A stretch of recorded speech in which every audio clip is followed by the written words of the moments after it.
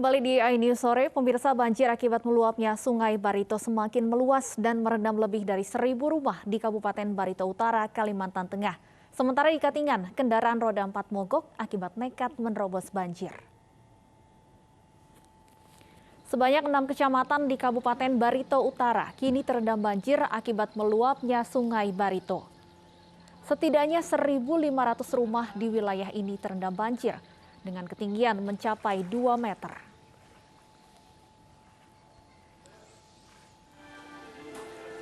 Meski demikian, mayoritas warga memilih bertahan di rumah mereka.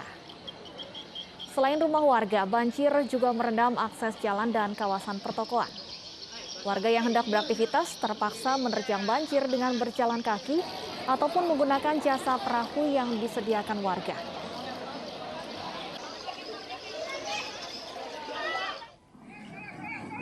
Sementara itu di Kabupaten Katingan, banjir menerjang jalan penghubung di Kecamatan Katingan Hilir.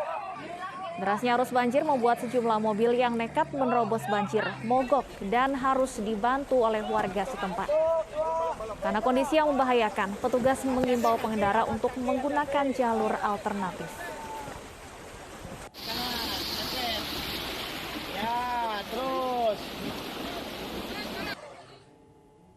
Banjir bandang memutus akses jalan 2 desa di wilayah Bogor, Jawa Barat. Sebelumnya banjir bandang juga terjadi pada Januari lalu di kawasan Gunung Mas. Ratusan warga terpaksa mengungsi akibat rumahnya tergerus banjir.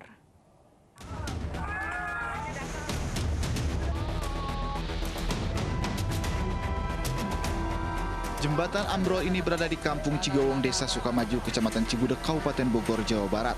Pondasinya tak kuat menahan derasnya aliran banjir di Sungai Cidurian yang meluap sejak Senin siang hingga petang kemarin.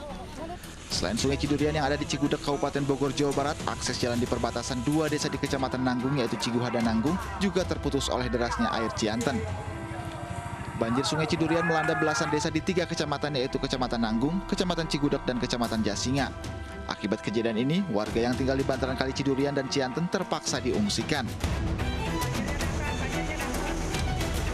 Banjir bandang juga pernah terjadi di kawasan Gunung Mas Puncak, Desa Tugu Selatan, Cisarua, Bogor, Jawa Barat, Januari 2021. Banjir yang membawa berbagai material ini terjadi karena hujan deras yang mengguyur wilayah pegunungan Mas Cisarua, Bogor. Salah satu tempat wisata di kawasan Gunung Mas juga terkena banjir bandang. Ratusan warga yang rumahnya tergerus terpaksa diungsikan. Dari Bogor, Jawa Barat, Wildan Hidayat, iNews melaporkan. Dan pemirsa, untuk mengetahui kondisi terkini terkait banjir bandang yang melanda 3 kecamatan di Kabupaten Bogor, kami kembali bergabung dengan rekan kami Mahathir Muhammad. Mahathir, bagaimana kondisi terkini di sana? Apakah sudah ada bantuan dari pemerintah untuk para korban banjir?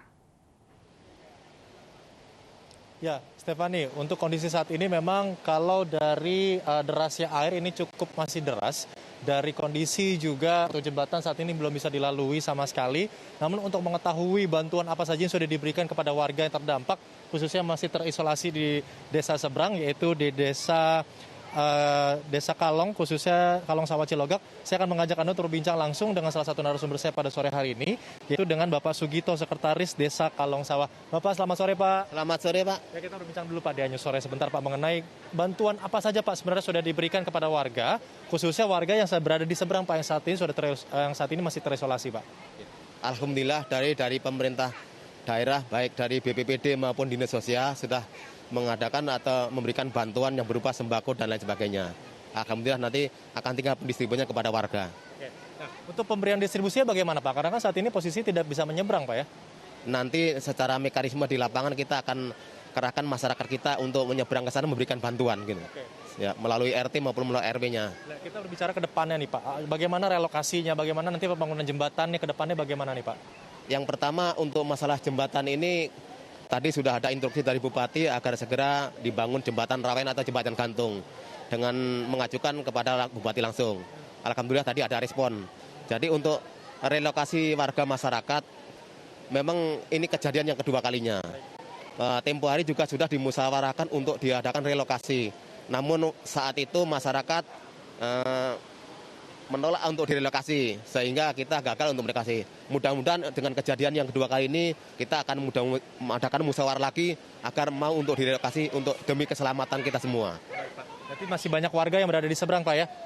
Kurang lebih ada berapa banyak Pak kalau data saat ini? Warga yang ada di seberang kurang lebih ada 17 rumah tinggal, kemudian 22 kepala keluarga, dan 80 jiwa yang masih ada tertinggal di depan. Ada pondok pesantren ya Pak ya? Betul, ada satu pondok pesantren di situ. Di situ ada kurang lebih 40-50 pesantrinya Pak. Baik, Bapak terima kasih Pak atas informasinya. Semoga bantuan juga kepada warga dan informasi ini dapat menarik bantuan-bantuan yang lainnya kepada warga yang berada di seberang, hingga juga jembatannya permanennya juga segera dibangun Pak ya. Baik, terima kasih sekali lagi Pak Sugito selaku Sekretaris Desa Kalong Sawah sudah berbincang dengan kami Pak. Terima kasih Pak. Ya, Stefani, itu perbincangan kami dengan Sekretaris Desa Kalong Sawah bahwa menyatakan sebanyak kurang lebih 17 rumah dan juga kurang lebih 80 jiwa karena ditambah dengan adanya satu pondok pesantren yang berada di seberang.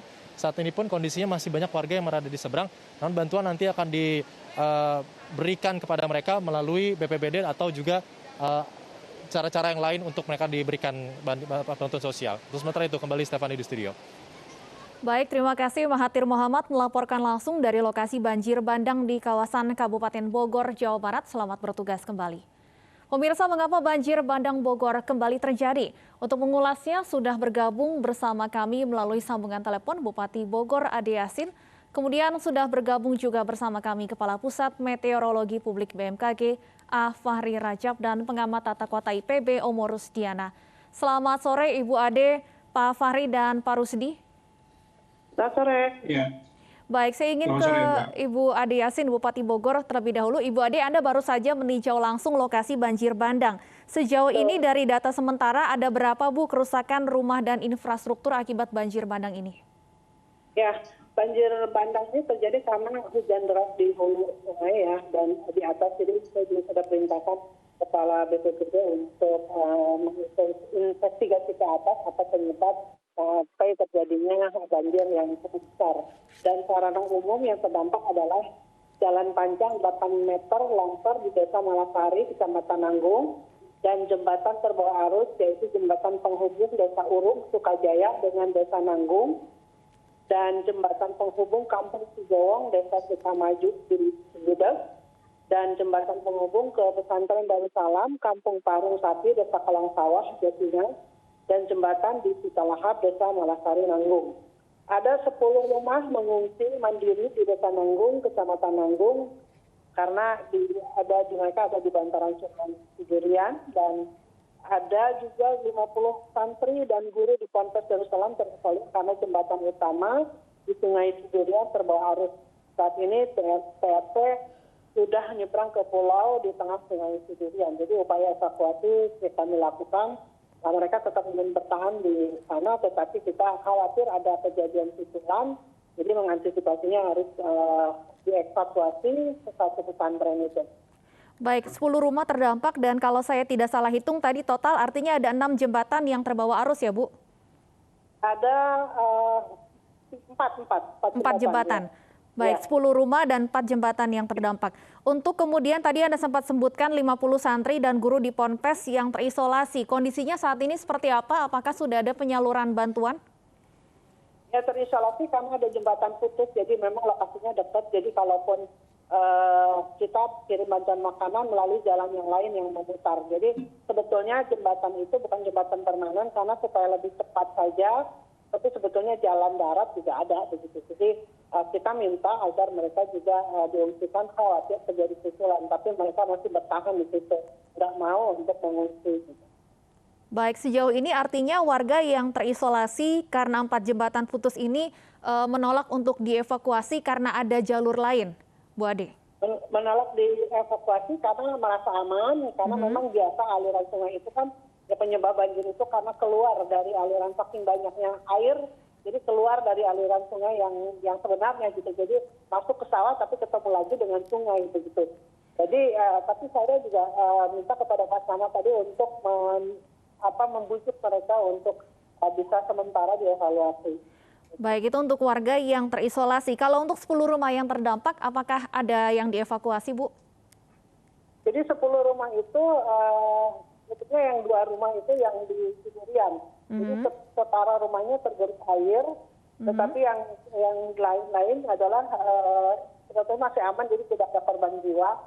Hanya saja terdampak dari arus arus bandang tadi gitu. Jadi sebetulnya kalau sekarang sih alhamdulillah nggak terlalu besar seperti tahun lalu ya. Jadi ini tetap kita antisipasi dengan membawa mereka ke rumah yang lebih aman. Baik, saya ingin ke Pak Fahri dari BMKG. Pak Fahri, apa sebenarnya penyebab banjir bandang di wilayah Cidurian, Bogor Barat ini? Ya, terima kasih Mbak Stefani. Jadi memang banjir kemarin itu betul yang disampaikan Ibu Bupati tadi bahwa memang ada hujan yang cukup lebat. Nah, yang perlu kita cermati adalah kalau dari sisi jumlah curah per harinya memang tidak terlalu besar, tapi dia periodenya pendek tapi deras gitu ya. Nah, ini hujan yang paling tinggi terjadi antara jam 4 sampai jam 5 sore waktu itu ya. Bahkan sampai 31 mili dalam periode hanya 1 jam. Nah, itu sangat lebat. Tapi kalau kita lihat per hari 24 jam memang tidak tinggi. Tapi ini yang terjadi adalah hujan lebat dalam durasi pendek. Ini adalah memang tipikal kondisi hujan yang terjadi pada periode peralihan musim gitu ya. Kita saat ini kan udah mulai dari kemarau ke musim penghujan. Ini yang perlu kita waspadai. Hujan dengan durasi pendek namun deras. Apakah ini memang kerap terjadi di wilayah Bogor, Pak? Iya, ini ciri khas kondisi hujan di wilayah Indonesia secara umum ya, tidak hanya di Bogor. Pada periode peralihan dari musim kemarau ke musim penghujan. Ini tipikal wilayah tropis, apalagi kepulauan seperti Indonesia. Ini memang ciri khasnya di periode peralihan seperti ini. Apakah kemudian warga masih perlu mewaspadai prediksi hujan lebat seperti ini dalam beberapa hari ke depan? Iya, dalam beberapa hari ke depan memang potensi hujan dengan intensitas lebat, sedang hingga lebat ini masih berpotensi terjadi ya, termasuk di wilayah Bogor. Nah, ini juga yang masih perlu menjadi kewaspadaan kita bersama. Baik, saya kembali ke Ibu Bupati. Bu Ade, artinya dengan adanya 4 jembatan yang terbawa arus, apa kemudian langkah Pemkab dalam waktu dekat untuk kembali menghubungkan desa-desa atau rumah warga yang terisolir? Ya, untuk sementara barangkali kita bisa buatkan jembatan rawayan atau jembatan gantung, karena kalau jembatan permanen itu kan harus lelang, jadi tidak kita butuh waktu yang agak lama. Tapi kalau mendesak kita bisa dibuatkan jembatan rawayan gitu, untuk penghubung antar kampung, karena ada yang di Parung Sapi, Desa Kolong Sawah itu, atau yang di Jasinya ya, di Jasinya itu pakai untuk akses masyarakat. Jadi itu memang harus cepatnya untuk dibangun gitu. Tapi kalau yang lain sih saya kira termasuk di Uruk juga itu juga akses menghubungkan 2 desa yang terbawa arus sungai, ini juga harus segera gitu. Jadi yang kerusakan sih ada 4 jembatan yang memang harus segera dibangun karena semuanya adalah akses. Kalau rumah yang 10 itu kan di 4 kecamatan, jadi ini masih bisa ditanggulangi. Baik, Bu Ade, disampaikan tadi oleh BMKG bahwa potensi hujan lebat masih akan terjadi dalam beberapa hari ke depan. Seperti apa antisipasi dari pihak Pemkab? Ya, antisipasinya tadi juga saya sudah komunikasi dengan Kepala BPBD agar segera menghubungi Badan Informasi Geospasial, kemungkinan terjadinya lagi bencana-bencana susulan agar kita bisa antisipasi. Dan saya juga memerintahkan untuk segera menginvestigasi kenapa hujan 2 jam tidak terlalu besar, tetapi airnya cukup deras. Barangkali di atas ada yang ambrol ya. Jadi kita perlu pakai alat seperti drone gitu untuk meneliti di atas. Seperti waktu kejadian di Tugu Puncak, itu kan adanya penampungan air yang ambrol di atas gitu ya. Seperti penampungan air. Sebetulnya bukan penampungan air, tapi ada seperti kubangan gitu loh yang banyak airnya dan ambrol ke bawah. Jadi barangkali ini yang bisa kita antisipasi khawatir terjadi susulan.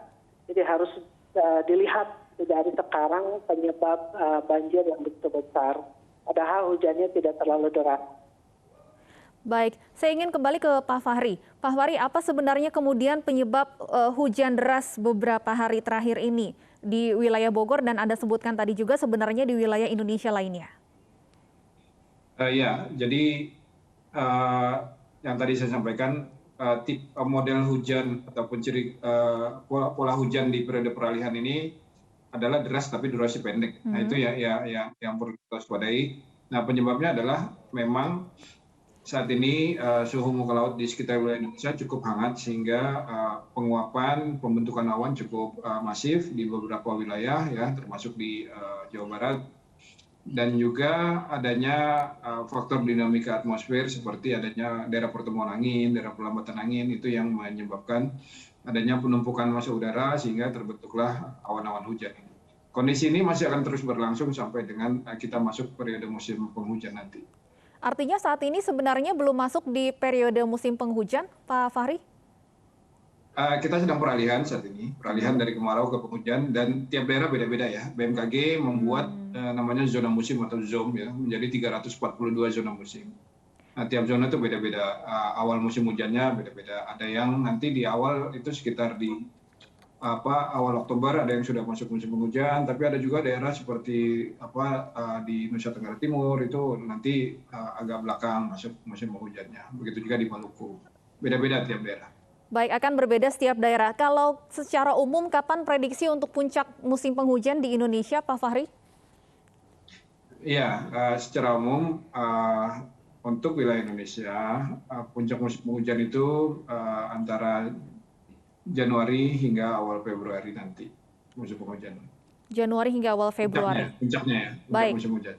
Baik, Ibu Ade, kemudian apakah ada rencana dari Pemkab untuk merelokasi warga yang berada di bantaran sungai? Sementara ini di bantaran sungai, kalau yang biasa sebetulnya mereka tidak di bantaran sungai tapi di pinggir sawah. Yang air itu mengalir melewati jalur sungai gitu, karena saking meluapnya akhirnya mereka turun ke pinggir dan tapi ketemu lagi di arus sungai begitu. Jadi itu sebetulnya mereka tidak di bantaran tapi di pinggir sawah begitu. Karena tadi sempat ada wawancara rekan kami dengan pengurus desa setempat bahwa memang ada warga yang menolak untuk direlokasi, Bu Ade. Iya, itu yang di Pulang itu yang jembatan kecil itu rusak. Sebetulnya kan ada akses yang di kampung ya di luar jembatan itu, teman karena supaya cepat itu mereka buat jembatan dari bambu. Sebetulnya itu bukan lokasi untuk membangun jembatan di situ begitu. Tapi ada jalan memang agak cukup muter jauh begitu. Jadi sebetulnya itu tidak terisolasi, sebetulnya ada jalan kampung, cuman memang mereka ingin cepat jadi membuat jembatan kayu begitu. Baik, Ibu Ade dan Pak Fahri, terima kasih atas informasinya di iNews Sore. Kita harapkan tentunya segera ada perbaikan untuk rumah warga maupun infrastruktur yang rusak akibat banjir bandang ini. Selamat sore. Pemirsa, pembongkaran rumah di Semarang, Jawa Tengah berlangsung ricuh. iNews Sore akan kembali dengan informasi selengkapnya saat lagi.